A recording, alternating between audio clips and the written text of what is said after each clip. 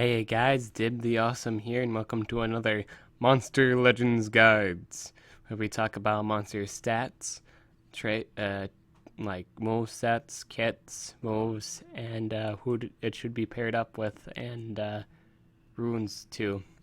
Today we are looking at Atlas. I decided to make a video on Atlas mainly because it was in the 72-hour event, and I now have one that can be now 105. Which is really awesome.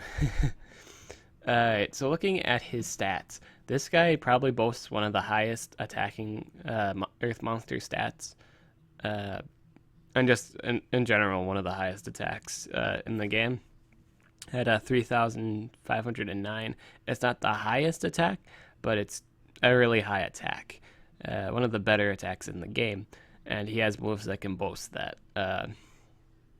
If you're a really high level player and have like level 10 strength runes or just like really high level runes in general, you can get away with running 3 strength runes on this guy and he'll just wipe out the entire team. He's a phenomenally great monster.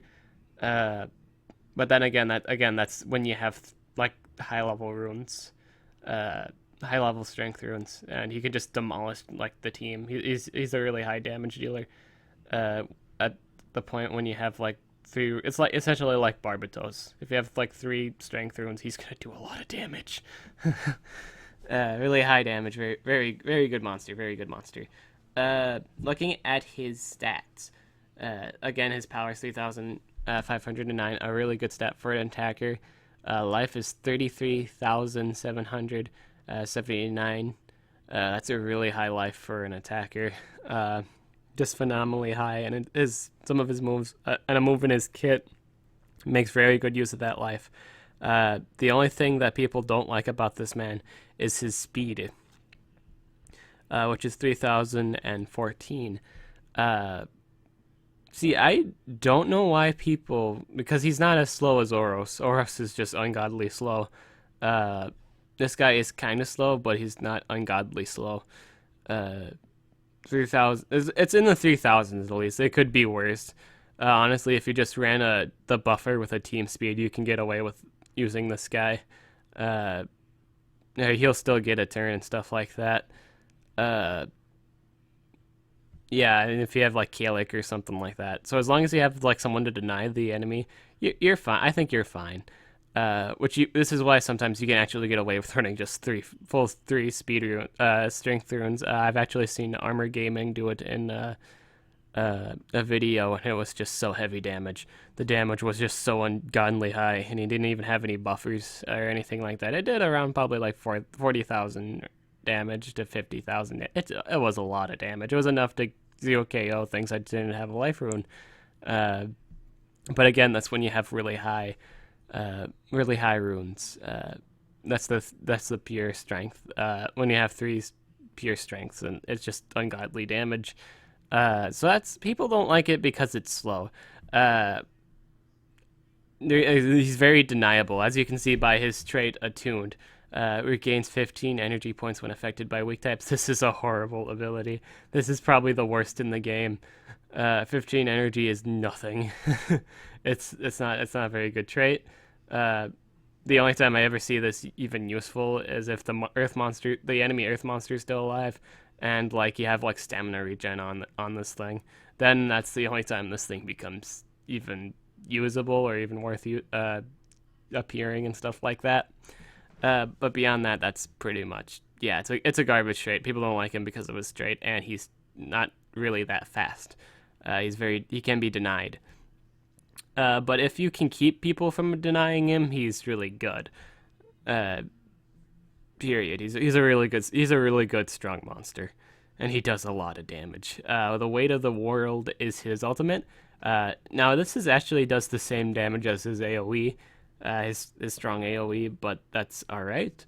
It deals heavy earth damage to all enemies. All targets can attack for the next 2 turns. So essentially, this is like Barbatos' ult. So him and Barbatos could probably make a really mean combination. So yeah, this is an okay move, a pretty alright move. Not pretty alright. It is an amazing ult. I'm not gonna lie, it's an amazing ult. Really good ult. Simply because you can deny essentially everybody because nobody's immune to Mega Stun. That really sucks, being Mega Stunned. We're going to skip his first 3 moves. They're not important. We're going on to his Group 2, Otherworldly Resistance. This is a 2-turn cooldown move, 50 damage. Deals heavy special damage, gains 30% damage. Not 30% damage, 30% shield, sorry. And it's on a 2-turn cooldown. This is, in my opinion, this is a pretty alright move. I'd totally recommend running it. Because it's a really good way to keep him alive. Because again, he's really slow, so this is a good way to keep him from taking damage. But if you have something like with AoE shields, you don't need to run this move. You can arrange this in any way you really want. But this is a move you should probably run if you don't have any like shielders or anything like that, just to give it that extra protection. Concussive Tackle. This is a 0-turn cooldown move with 50 damage, 28 stamina. This is a great move. This is good for when you're fighting Timerion. I kind of want to say recommend this move, simply because it's a really good move for Timerion. But then again, would you really want to fight a team that has Timerion on it? Timerion's just a really shitty monster to deal with, in general. I can see this being useful, like dealing with him if the Timerion uses, like, let's say he does the cooldowns activated. Okay, so he's done that, which really sucks. Hopefully your denier is faster than the Timerion, so he can, like, because essentially, like, if the Timerion just does the cooldowns activated, like he doesn't use stop time or space time, you can essentially do, you can one-hit Timerion. If you're running full strength runes, you can one-hit Timerion with this move. But just by the sheer, like the 50 damage, it's a really high damage. It's like 5 more damage than 45 damage. So this is a really good move to run. Plus it adds days, and days is really annoying, just in general to deal with. Team Effort gives a 40% shield to all targets, requires cooldown. Now, this guy has a really, like, it's between like Team Effort and Gravitational Pull. I guess I'll talk more about it when we get to that point. We're going to talk about Impact Crater. Deals heavy special damage, may stun target, requires cooldown. This is on a 1-turn cooldown. It's 5 more power than Otherworldly Resistance. It's a nice stun move. It does higher damage, and like, if you're doing the attacker set, this is probably something you want to run. It's just simply because it's really high on damage. Meteor Shower deals heavy earth damage to all enemies, requires cooldown. This is what makes him really great. He's got 50 damage AoE.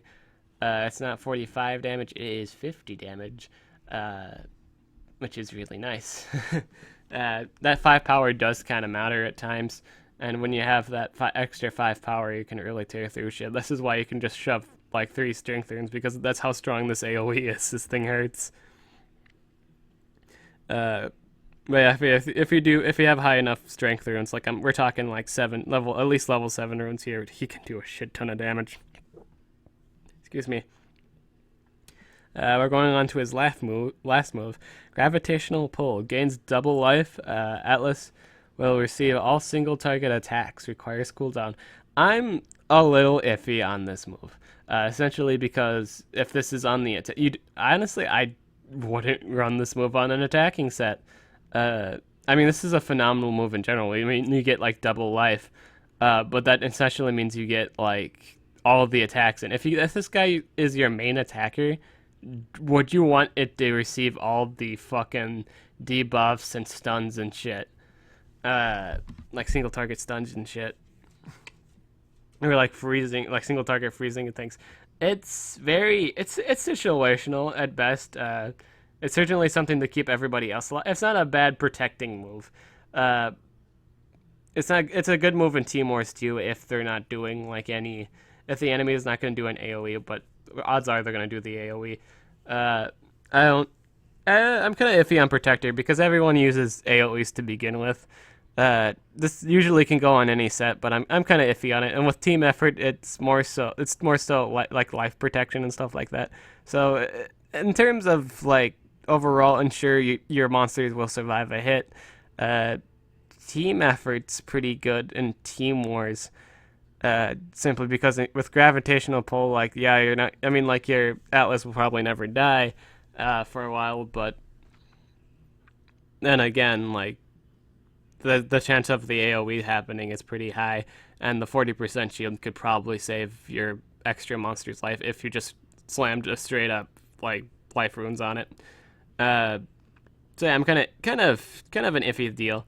Uh, but you would totally run one of these moves if you're doing an extra guy set, or maybe like a tank set. That would be a good idea. If you're doing tank set, you could run both moves, like gravitational pull and team effort. This guy's intentionally an attacker or extra guy. So moves. What do you want to do with this guy? For the attacker build, I'd say if this guy's like going to be your main attacker, and if you just shove like all like attack runes on it, I'd honestly, okay, this is honest thing. I wouldn't run either gravitational pull or team effort, because what the AI is going to do, the AI has like a 1 in 3 chance. These 4 moves, and one of them 1 in 4 chance, or 1 or 3 chance, whatever you want to say it. You essentially know what I mean. There's a chance where your attacker is going to use a move, and he's not going to do any damage. So basically, you're letting your enemy get away with continuing to hurt you. That's not a really good thing to do. Because then you're not doing any damage. You want to do damage and stuff like that. So not doing damage is not a good thing. What I would do, I'd actually just run all his damage move. I would run Otherworldly Resistance. I'd run Concussion Tackle. I'd run Impact Crater and Metero Shower. Just all out damage.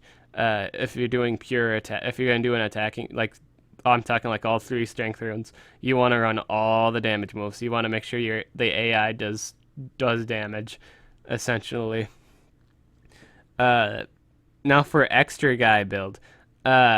The extra guy build, ooh, you get choice with this one, my friends. You get choice. So essentially with choice, extra guy build is different. Extra guy build is like, let's say if you're doing the extra guy build, you run strength, life, and a speed. And essentially what you do, or you can just run 2 speeds and a life, essentially, just because like you can do gravitational pull plus team effort. In my opinion, this guy, I mean, like people say he's a nerfed Oros. That's essentially true because he's not resistant to stunning or freezing. But it can still do it. He can still do it. He's just gonna be really annoying as hell for players. Essentially because like they can't single anyone out, and then with this guy, if you have like a healer or something like that, this is pretty scary to deal with anyway. Yeah, gravitational pull and team effort, those are pretty good moves to run. So with the extra guy set, you definitely want gravitational pull.